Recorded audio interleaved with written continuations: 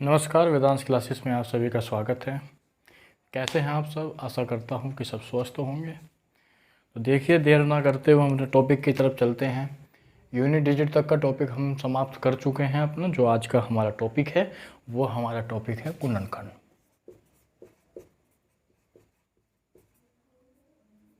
गुणनखंड जिसको बोलते हैं फैक्टर।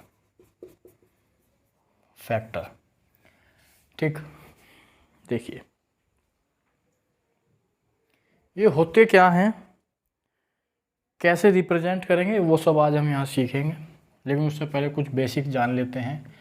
तो देखिए, ये दो चीज़ हैं, है एक जैसे ही। सबसे पहला है हमारा गुणक और दूसरा है हमारा गुणनखंड, ठीक। एक होता है गुणक, एक होता है गुणनखंड। असल में जो गुणक होता है वो किसी संख्या का मल्टीपल होता है। वो किसी संख्या का मल्टीपल यानी कि गुणा होती है। मान लीजिए कि 6 का अगर हम गुणक ज्ञात करें 6 का, तो 6 का गुणक होता है 6, 12, 18, 18, 24, 30, 36, 42, इस तरह से चलता रहेगा। यानी कि अगर इसे हम एक साधारण भाषा में कहें तो जो पहाड़े होते हैं ना हमारे, वो हमारे क्या होते हैं, वो हमारे गुणक होते हैं। तो ये एक जो संख्या है उसका मल्टीपल होता है, क्या होता है, वो होता है गुणक। अब जो गुणनखंड होगा वो होंगे इसके फैक्टर। वो होंगे इसके फैक्टर। मान लीजिए कि 6 है, 6 का 1 और 6, एक चंक 6 और 2 तिया 6, इसके अलावा इसका कोई फैक्टर नहीं होगा। तो इसके जो गुणनखंड हो जाएंगे वो हो जाएंगे 1, 2, 3 और 6, ठीक। सम वह संख्या भी उस संख्या का गुणनखंड होती है जिसका हम गुणनखंड निकाल रहे हैं। जिसका हम गुणनखंड निकाल रहे हैं, सम वह संख्या भी उस संख्या का गुणनखंड होती है। देखिए, इतनी चीज़ समझ में आई।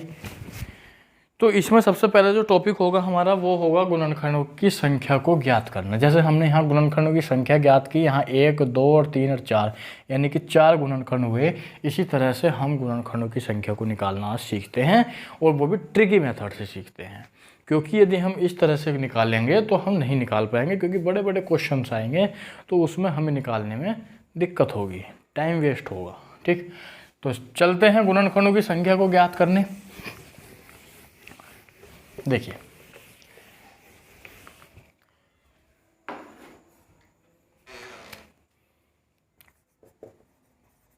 Find the number of factor,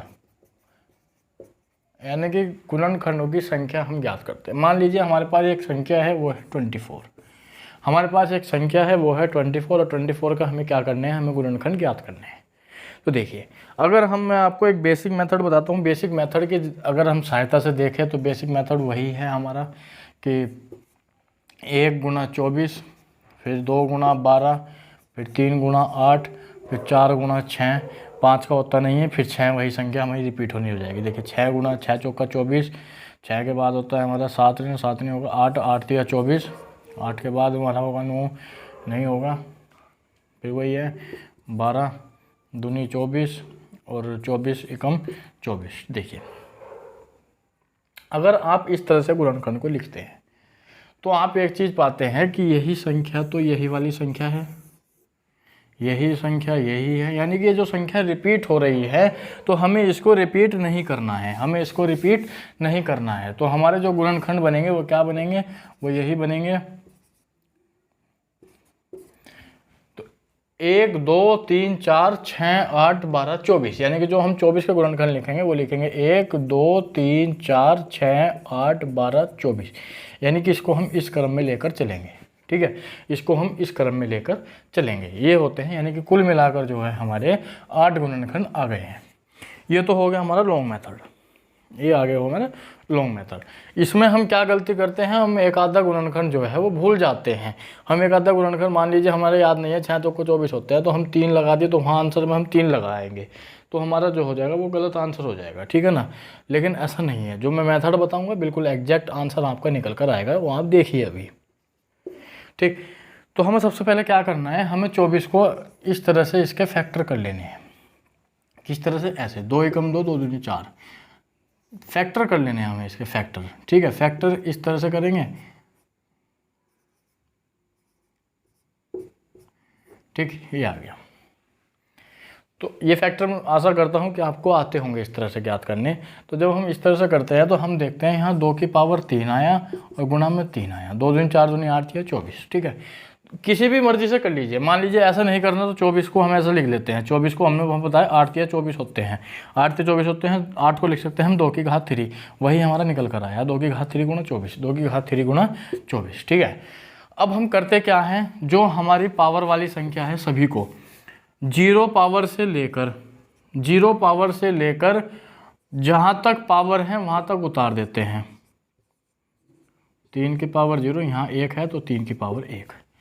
अब करते क्या है कि एक बार इसको इससे मल्टीप्लाई, फिर इसको इससे, इसको इससे, इसको इससे, इस तरह से मल्टीप्लाई हम इनकी करा देते हैं। ठीक है, इस तरह से मल्टीप्लाई हम इनकी करा देते हैं। तो ये मल्टीप्लाई कैसे होती है देखिए, 2 की पावर 0 गुणा 3 की पावर 0। ठीक, फिर 2 की पावर 0 गुणा 3 की पावर 1। ठीक, फिर 2 की पावर 1 गुणा 3 की पावर 0। ठीक, 2 की पावर 1 गुणा 3 की पावर 1, 2 की पावर 2 गुणा 3 की पावर 1। ठीक, 2 की पावर 2 गुणा 3 की पावर 0, फिर 2 की पावर 3 गुणा 3 की पावर 0 और 3 की पावर 1 गुणा 3 की पावर 1, 2 की पावर 3, 2 की पावर 3 गुणा 3 की पावर 1। तो हम ये देखते हैं कि 1 2 3 4 5 6 7 8 गुणनखंड हमारे यहीं आए थे और 8 गुणनखंड हमारे यहीं आए थे। लेकिन ये भी हमारे लिए लॉन्ग मेथड पड़ा थोड़ा सा। तो शॉर्ट मेथड ये है इसका कि हम देखते हैं कि यहाँ घात कितनी है 3, यहाँ संख्या कितनी है 4, यानी कि एक संख्या हमारी बढ़ गई। यहाँ घात कितनी है 1, यहाँ संख्या कितनी है 2, तो यहाँ भी हमारी एक संख्या बढ़ गई। और प्रत्येक संख्या की इससे हर बार गुणा हो रही है, यानी कि 2 की पावर 0 है तो इससे भी गुणा हो रही है, दोनों से 2 की पावर है तो दोनों की कुल संख्याएँ कितनी है, कुल संख्याएँ हमारी 4। यहाँ कुल संख्याएँ कितनी है, यहाँ कुल संख्याएँ हैं 2, तो 4 दूनी 8, ये हो गया नंबर ऑफ द फैक्टर, ये हो गया नंबर ऑफ द फैक्टर। तो देखिए किस तरह से हम ज्ञात करते हैं। हमारे निकालने का मेथड क्या है, निकालने का मेथड ये है कि जो हमारी पावर दी गई होगी बस हमें यहाँ तक देखना है, यहाँ तक सोल्व करना है, और जो हमारी पावर दी गई होगी उसमें 1 जोड़ दो और आपस में गुणा करा दो। ठीक है, 4 गुणा 2 बराबर 8, ये हो गया हमारा फैक्टर। बस ये हमारे हो गए नंबर ऑफ द फैक्टर। इस तरह से हम नंबर ऑफ द फैक्टर यानी किसी भी संख्या के निकाल सकते हैं बिना किसी दिक्कत के। ठीक है, यहाँ हम देखते हैं यहाँ भी हमारे फैक्टर 1 2 3 4 5 6 7 8 आए थे और यहाँ भी हमारे फैक्टर 8 ही आए थे। ठीक है, इस तरह से हम जो है निकाल सकते हैं इनको। यहाँ तक किसी को कोई दिक्कत हो तो बताइए। देखिए अब हम निकालते हैं 100 का। जैसे मर्जी हो उसी तरह से आप फैक्टर कीजिए, जैसे मर्जी हो उसके गुणनखंड किसी भी प्रकार से कर लीजिए। मान लीजिए कि आपको पता है 100 का आपको पता है कि 50 गुणा 2 होता है, 50 का आपको पता है 25 गुणा 2 होता है, तो ये हो गया 5 की घात 2 गुणा 2 की घात 2। यहाँ के 5 की घात 2 गुणा, अगर ऐसे भी नहीं आ रहा तो 100 है, मर्जी नहीं है। 25 हमको पता है 25 चौका 100 होता है, 25 चौका 100 होता है, तो 25 को क्या लिख सकते हैं 5 की पावर 2 गुणा 2 की पावर 2, 2 की पावर 2। ठीक, अब करते क्या हैं, इसकी भी पावर बढ़ा लो 3 और इसकी भी पावर बढ़ा लो 3, तो कुल मिलाकर कितने फैक्टर आ गए, कुल मिलाकर 9 फैक्टर हमारे इसके आ चुके हैं, कुल मिलाकर 9 फैक्टर आ गए।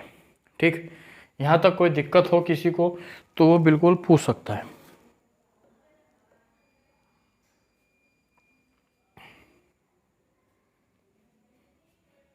ठीक है, अगर हम इसे वैसे करें, अगर हम इसे वैसे करके देखें तो 100, देखिए कहीं गलती हो सकती है इसमें हम गलती कर सकते हैं। जैसे 100, 2 50, 3 होगा नहीं, 4 25, 4 25, फिर 6 होगा नहीं, 3 से नहीं कटेगा, 7 से नहीं कटेगा, 8 से देख लेते हैं, 8 से कट जाएगा, 00 आ रही है तो 8 एकम 8 नहीं कटेगा, 8 से भी नहीं कटेगा, 9 से नहीं कटेगा, 10 से कटेगा, 10 10, तो इसको हम क्या लिखते हैं, इसको हम लिखते हैं, नहीं एक जगह और कटेगा भाई, कहीं है 1 2 3 4 5 से कटेगा ना, 5 से कटेगा, तो 5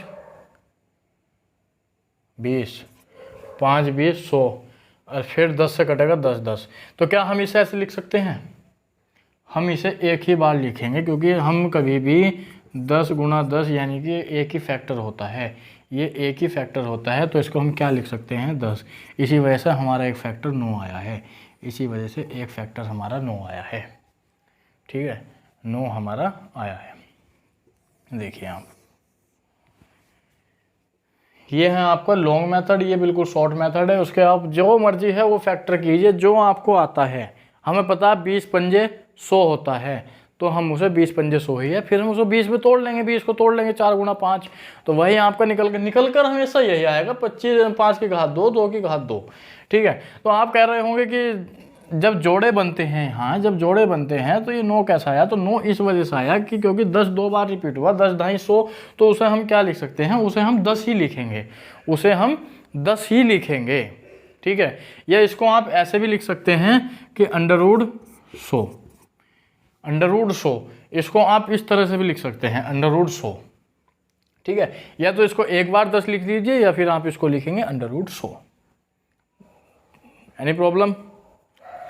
ठीक, अब हम निकालते हैं 240 के।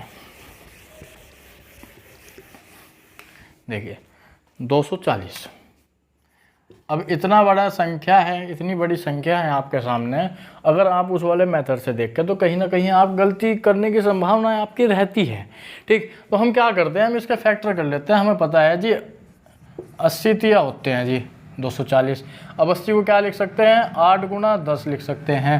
ठीक है, 8 गुणा, जब हमने 10 लिखा तो 8 को क्या लिख सकते हैं? 8 का तो 2 की घात 3 है, गुणा 2 है, गुणा 5 है और गुणा 3 है। यहाँ तक अगर आपकी कुछ बात समझ में नहीं आई हो तो बिल्कुल ध्यान से देख लीजिए आप। कुछ बात समझ में नहीं आई हो तो ध्यान से देख लीजिए। तो इसे हम क्या लिख सकते हैं? 2 की घात 4 गुणा 5 गुणा 3। अब मैंने आपको क्या बताया था कि एक घात बढ़ा के आपस में गुणा कर दीजिए। यहाँ घात कितनी है? 4 5, गुणा यहाँ कितनी है? 1, यहाँ 2 से, फिर यहाँ कितनी है? 1, यहाँ 2 से। 5 दूनी 10 दूनी 20, 20 इसके फैक्टर होंगे, 20 इसके फैक्टर होंगे। अगर आप निकाल के भी देखना चाहते हैं तो हमें पता है कि 1 गुणा 240, 2 गुणा 120, 3 गुणा 80, 4 गुणा 60, 5 गुणा 5 चौका 20 48, 6 गुणा 40 और 8 गुणा 30, और जी 9 से नहीं होगा, 10 गुणा, ज़्यादा हो गया क्या? 10 गुणा 24, 10 गुणा हमारे कितने आए थे? 20। 1 2 3 4 5 6 7 8, 8 दूनी 16, भी 4 और रह रहे हैं हमारे, तो वही है 12 गुणा 10, 12 गुणा 20, 12 गुणा 20 और 24 गुणा 10 हो गया। 24 गुणा 10, और कौन सा रह गया? 1 2 3 4 5 6 8, 9 नहीं है, 10 हो गया, 11 नहीं है, 12 हो गया, 13 नहीं है, 14 हो गया, 15,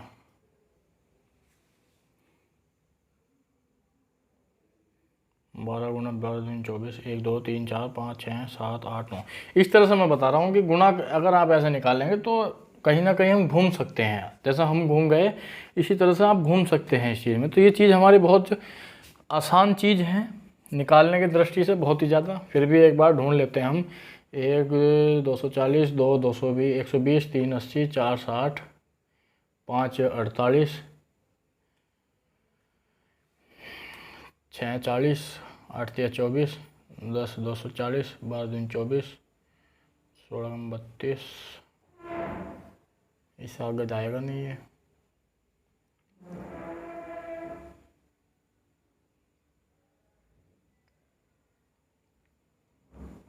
8 3 24,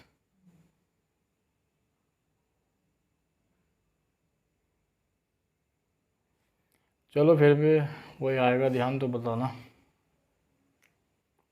तो ये वाला मेथड हम अप्लाई करेंगे, इस मेथड को हम भूल जाएंगे, ये मेथड हम नहीं निकालेंगे। क्यों? क्योंकि इसमें जैसे मैं भूल गया तो आप भी भूल सकते हैं फैक्टर निकालना। ठीक है। लेकिन यह बहुत आसान चीज़ है, यहाँ से हमें शॉर्टकट है। करना क्या है, इसके बस मामूली फैक्टर करने हैं, पावर अभाज्य गुणनखंड जिसको बोलते हैं, हमें इसके अभाज्य गुणनखंड करने हैं बस। अभाज्य गुणनखंड करने के बाद एक पावर बढ़ा के आपस में गुणा करा देते हैं, और कुछ नहीं है। ठीक, यहाँ तक समझ में आया। अब हम एक और करके देखते हैं, हम करते हैं 360 का।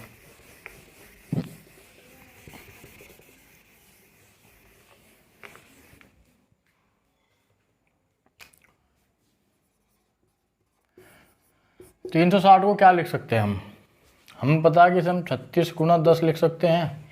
36 को क्या लिख सकते हैं, 36 को 6 की पावर 2, 6 की पावर 2 का मतलब 2 की पावर 2 गुना 3 की पावर 2 गुना 2 गुना 5, यानी कि 2 की पावर 3 गुना 3 की पावर 2 गुना 5। जैसे आपका मन करे इसके फैक्टर आप वैसे कीजिए, जैसे मन करे वैसे कीजिए, इसमें कोई लेकिन निकल कर यही आएगा।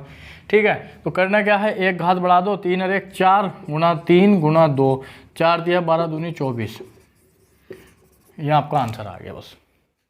अगर आपको फैक्टर निकालने को कहा गया है तो यही आपका आंसर हो जाएगा। ठीक, यहाँ तक देखिए कोई दिक्कत। इसके अब आगे बढ़ते हैं।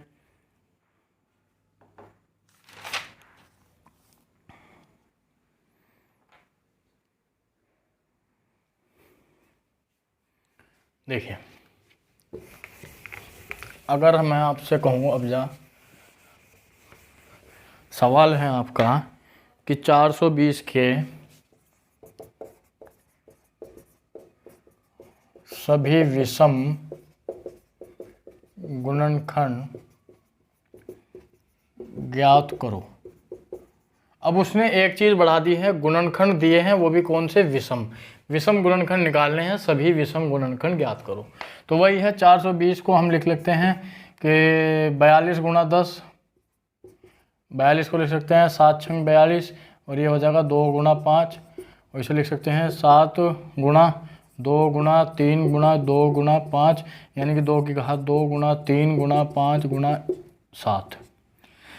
अब मुझे एक चीज़ बताइए कि जब हम किसी सम संख्या की किसी सम संख्या से गुणा करते हैं तो हमारा उत्तर क्या आता है, हमारा उत्तर क्या आता है।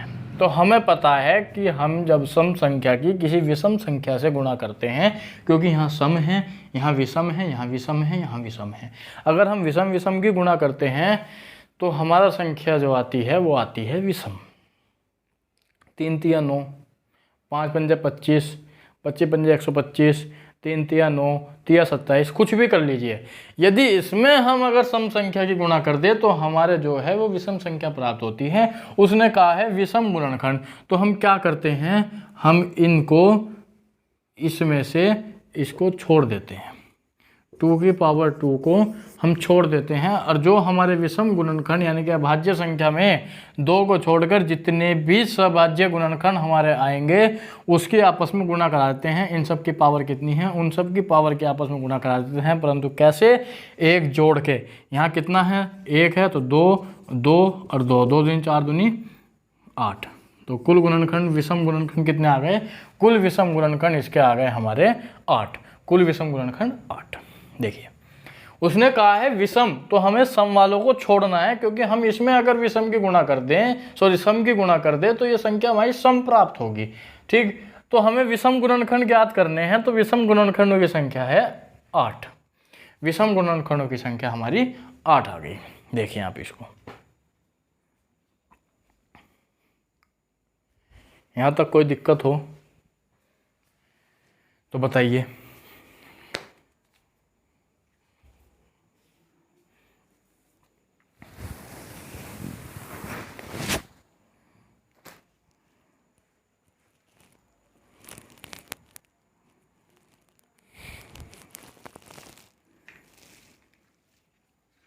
देखिए, अगला सवाल देखते हैं।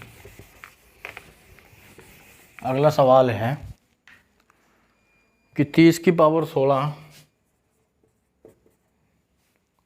गुणा 16 की पावर 18 और गुणा 20 की पावर 21, इसके भी हमें क्या करना है, विषम गुणनखंड ज्ञात करने हैं। विषम गुणनखंड ज्ञात करने हैं इसके।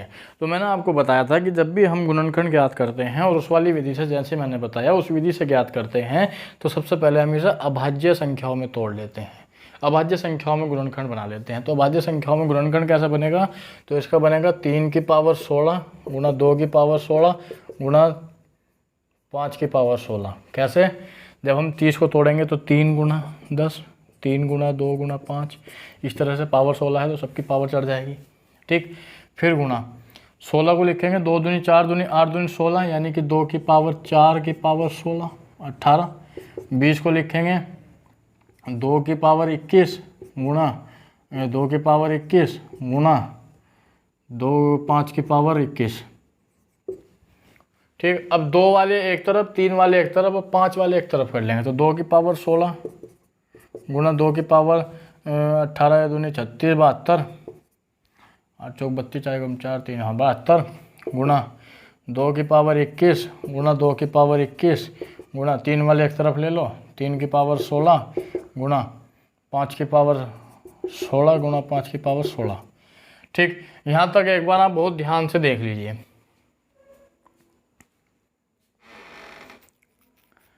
ठीक है, अब हम देखते हैं कि हमें ज्ञात क्या करना है, विषम गुणनखंड। तो इसको तो हम छोड़ देंगे क्योंकि ये 2 की पावर में है, इसको तो हम छोड़ देंगे। अब हम विषम गुणनखंड ज्ञात करेंगे तो यहाँ हमें प्राप्त होगा 3 की पावर 16 गुणा 5 की पावर 32। अब इसका क्या है 17 गुणा कितना है 33। अब 33 और 17 की गुणा कर लीजिए, वही आपका आंसर होगा 33 और 17।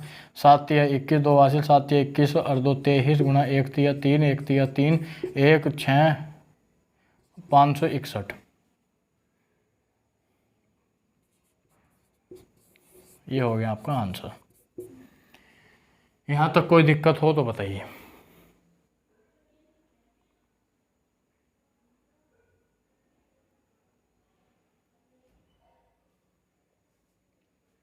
यह आपका आंसर आ चुका है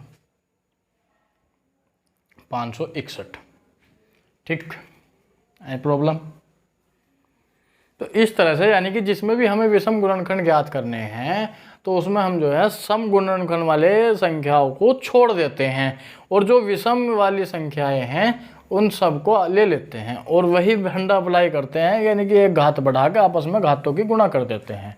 ठीक, तो 561 इसका आपका आंसर आ चुका है। देखिए आप इसको एक बार,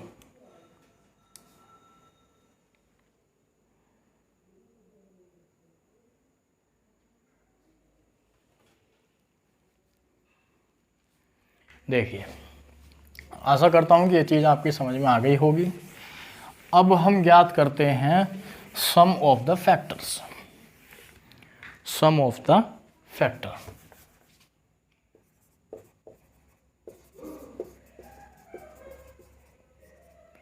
सम ऑफ फैक्टर यानी कि जितने भी हमारे फैक्टर आएंगे, जो हमारे फैक्टर आएंगे यानी गुणनखंड आएंगे, उनको जोड़ना। ठीक, मान लीजिए कि एक संख्या है 12 और इसके हमें जो फैक्टर करने हैं वो हमारे होंगे 1 गुणा 12, ठीक, 2 गुणा 6, 3 गुणा 4 और कुछ नहीं होगा। तो हम क्या करते हैं, हमारे गुणनखंड आए 1 2 3 4 6 और 12। अब उसने कहा है कि इन सबको जोड़ना है, सम ज्ञात करना है, तो इनके बीच में प्लस का निशान लगा देते हैं। ठीक है, 3 और 2 5 और 1 6, 6 4 10 और 12 6 18, यानी कि ये हो गया हमारा 28। ये हो गया हमारा 28। लेकिन हमें ज्ञात करना था 12 का छोटी संख्या है। मान लीजिए आपका आ गया 240। पहली बात तो आप इसमें घूम जाएंगे, दूसरी बात जोड़ने में रल जाएंगे, तो हार्ड काम है। तो करते क्या है, 12 का उसने कहा है तो 12 के गुणनखंड कर लीजिए। तो 4 तिया 12, यानी कि 2 की घात 3, 2 की घात 2 गुणा 3। अब वही है 2 की घात 0, 2 की घात 1 और 2 की घात 2, 3 की घात 0 और 3 की घात 1। अब उसने कहा है कि सम ज्ञात कीजिए।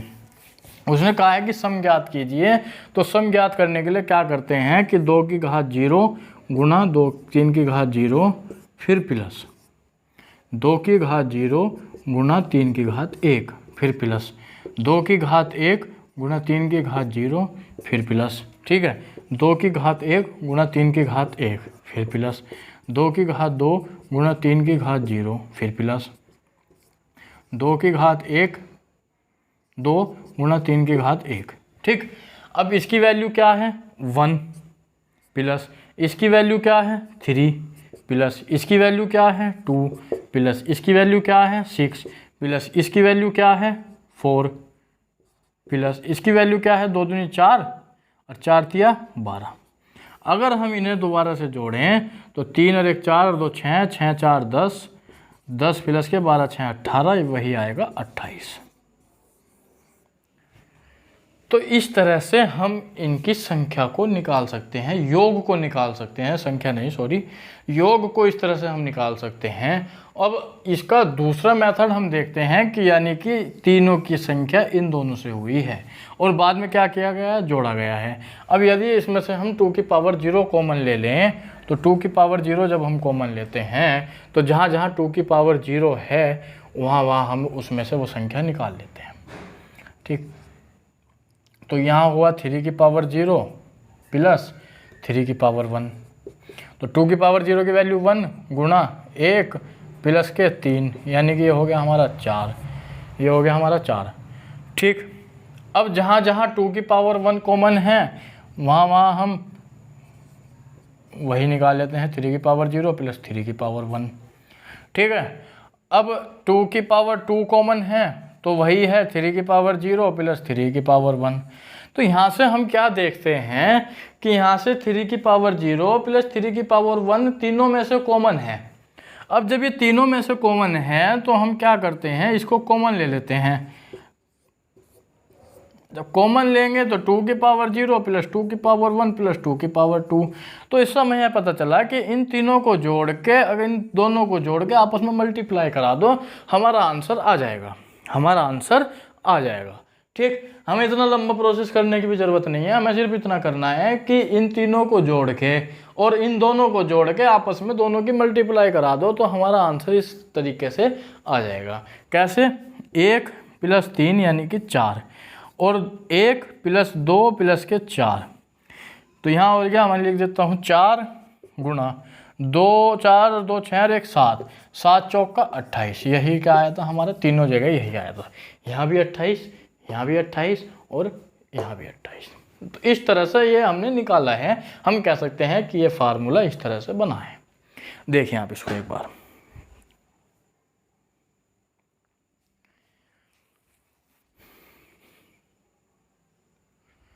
ठीक है, यहाँ तक समझ में आया। अब हम बढ़ते हैं थोड़े लंबे प्रोसेस की तरफ। लंबा प्रोसेस मतलब देखिए,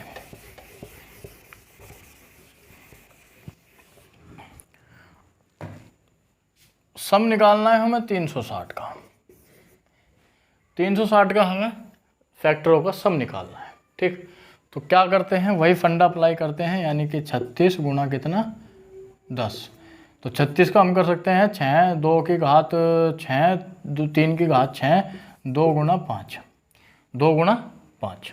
ठीक, तो 2 की घात 7 हो जाएगा, ये 2 की घात 7, 6 की घात 6, 2 की घात 7 गुणा 3 की घात 6 गुणा 5, इतना हो जाएगा। तो उसको क्या लिख सकते हैं, 2 की घात 0, 2 की घात 1, 2 की घात 2, 2 की घात 3, 2 की घात 4, 2 की घात 5, 2 की घात 6, 2 की घात 7। ठीक है, अब गुणा, ठीक है, इसको हम ऐसे लिख सकते हैं। अब यदि हम इसको जोड़ें तो ऐसा होगा, 1 plus 2 plus 4 plus 8 plus 16 plus 32 plus 7 तक है ना, 64 प्लस 128। यहाँ तक किसी की समझ में ना आया हो तो बिल्कुल बेझिझक हो गए आप दोबारा देखिए।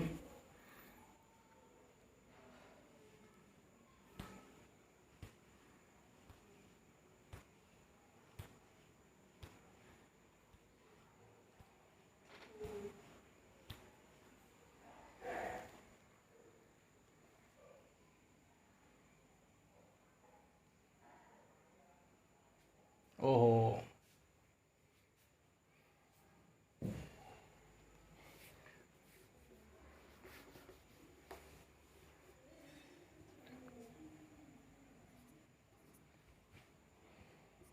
सॉरी, आज हैक कर दिया था मैंने, ये मैं देख रहा हूँ, वही तो कह रहा था मैं, इतना बड़ा कैसे आ गया ये। 2 की घात 3 गुणा 3 की घात 2 गुणा 5। ठीक है, तो करते क्या है, मैं कह रहा 128 तक तो ये वैसे ही चला गया, फिर गुणा भी हो रही है 10 की, ऐसे नहीं। ये तो हम क्या करते हैं, 2 की घात 0, 2 की घात 1, 2 की घात 2 और 2 की घात 3। जब हम इसको जोड़ेंगे तो 1 + 2 + 4 + 8, 8 और 2 10, ये आ गया हमारा 15, ये आ गया 15 यहाँ से। अब यहाँ से क्या आएगा, 3 की घात 0 यानी कि 1 + 3 तिया 9 और + 27। ठीक है, 9 और 1 10, ये आ गया हमारा 37। तो ये हो गया 15, 15 गुणा 37। ठीक है, और गुणा 5 और 1 6। अब इनकी गुणा करा लेते हैं, 15 × 5 = 75, 15 × 6 = 90। 37 की 9 से कर लो, 9 × 7 = 63, 9 × 3 = 27 और 6 = 33, 9 × 3 = 27। कहीं गलती हो रही है यार सवाल में, एक मिनट शुरू से ही करते हैं ऐसे।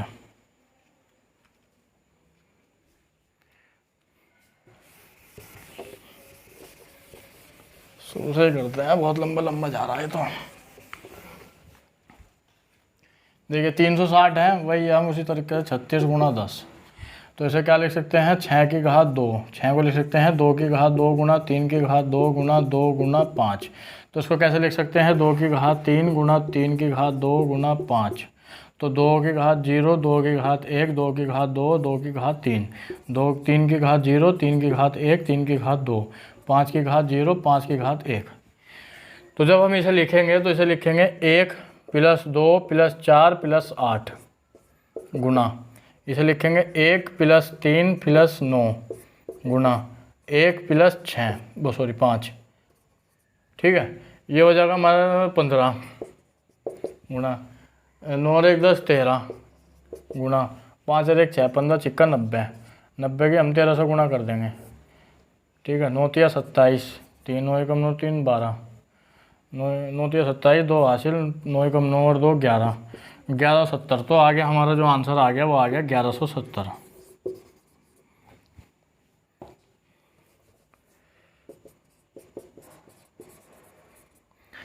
इस तरह से हुआ है, वो पहले हमने 2 बार गलती कर दी, लेकिन सही ये हमारा ये वाला है।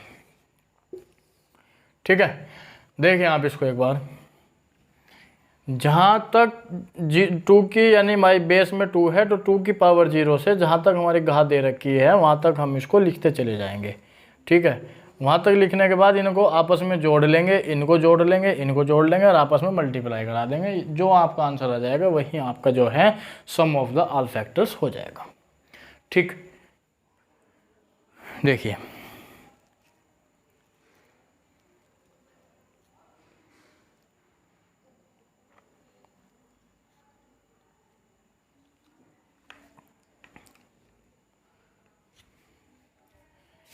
एक सवाल महत्वपूर्ण सवाल है, उस चीज़ को देखिए। देखिए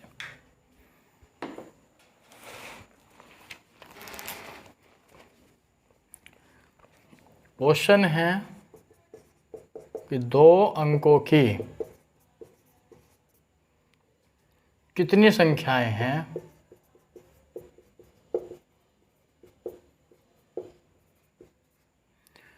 जिनके केवल 3 गुणनखंड हैं।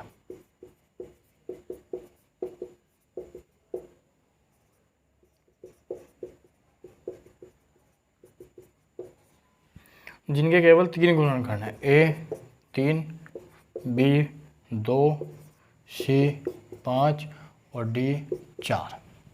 देखिए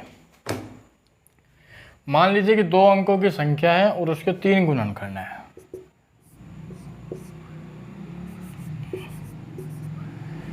तो ये तो हमें पता है कि 2 अंकों की संख्या ज्ञात करनी है हमें सबसे पहले, और उसके हमें 3 गुणनखंड ज्ञात करने हैं। तो इसमें एक नोट है, वो हमेशा याद रखना कि अभाज्य संख्या के वर्ग के हमेशा 3 गुणनखंड होते हैं।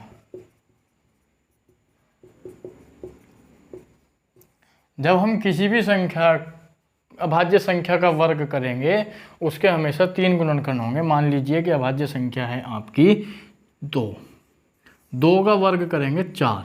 अगर हम 4 का गुणनखंड करें तो 1 4 और 2 दूनी 4, तो इसे हम 2 को 2 बार नहीं लिख के 1 बार लिखेंगे। ठीक है, तो इसके कितने गुणनखंड हो गए? 1 2 और 4। कोई भी अभाज्य संख्या हो, यदि हम उसका वर्ग करते हैं तो उसके 3 गुणनखंड होते हैं और किसी के 3 गुणनखंड नहीं होंगे। ठीक, देखिए अब उसने कहा है कि 2 अंकों की संख्या है, तो हमें ऐसी संख्याएं देखनी है कि ऐसी अभाज्य संख्या देखनी है कि अगर हम उसका वर्ग करें तो उसमें 2 ही संख्या निकल कर आए। तो सबसे पहले अभाज्य संख्या 2 थी, लेकिन इसमें हमारा 4 आ रहा था, 3 थी 9 आ रहा था, 3 के बाद है हमारी 5 का अगर हम वर्ग करेंगे तो आएगा 25 और 25 का करेंगे तो हमारा 1 5 और 25, ये 3 गुणनखंड इसके निकल कर आएंगे। तो सबसे पहले जो होगी वो होगी 5 का स्क्वायर जब हम करेंगे तो 25। ठीक है, उसके बाद है हमारी 7 7 49, 49 का कितना है? 1 7 और खुद 49, तो 7 का वर्ग भी हमारा ये आया 49। ठीक, 7 के बाद होती है हमारी 11, लेकिन 11 जो है अगर हम इसका वर्ग करेंगे तो याद रखना कि वो 3 अंकों का चला जाएगा। संख्या हमें कितनी? 2 अंकों की निकालनी है। हमें सिर्फ इतना याद रखना है कि जब हम किसी भी अभाज्य संख्या का गुणनखंड करेंगे तो उसके जो फैक्टर होंगे वो हमेशा ही 3 फैक्टर होंगे, ना इससे कम ना इससे ज़्यादा। बस हमें ये नोट अपने आप में दिमाग में रखना है कि जब हम किसी भी अभाज्य संख्या के गुणनखंड करेंगे, अभाज्य संख्या के वर्ग के गुणनखंड करेंगे तो वो हमेशा 3 गुणनखंड वहाँ निकल कर हमारे आएंगे। जैसे हम कर ले 11, तो 11 का स्क्वायर होता है 121, 121 के गुणनखंड होते हैं 1 11 और 121। इन 3 के अलावा इसका कोई गुणनखंड नहीं होगा। अगर वो कहता कि 3 अंकों की कितनी संख्याएं हैं तो हम 7 से शुरू न करके 11 से शुरू करते और वहाँ तक करते कि जहाँ तक हमारे 3 अंक निकल कर आते हैं 999 तक। अगर किसी अभाज्य संख्या का वर्ग पहुँचता है तो वहाँ तक वे संख्याएं हम ज्ञात करेंगे, लेकिन वो हमारे लिए बहुत ही भारी काम हो सकता है, लेकिन क्वेश्चन में आ सकता है। वैसा भी क्वेश्चन अगर हुआ तो मैं कराऊंगा जरूर। ठीक, लेकिन उसने कहा था कि 2 अंकों की कितनी संख्याएं संभव हैं जिनके केवल 3 गुणनखंड हैं। तो हमें पता है कि 3 गुणनखंड केवल अभाज्य संख्याओं के वर्ग के होते हैं और हमें अभाज्य संख्याओं का वर्ग वहां तक देखना है कि जब हम उस संख्या का वर्ग करें तो वर्ग प्राप्त होने के बाद उसमें 2 ही अंक आए, तो वो आते हैं हमारे 5 और 7, यानी कि 25 और 49। तो हमारी कुल संख्याएं हो गई 2। देखिए आप इसको,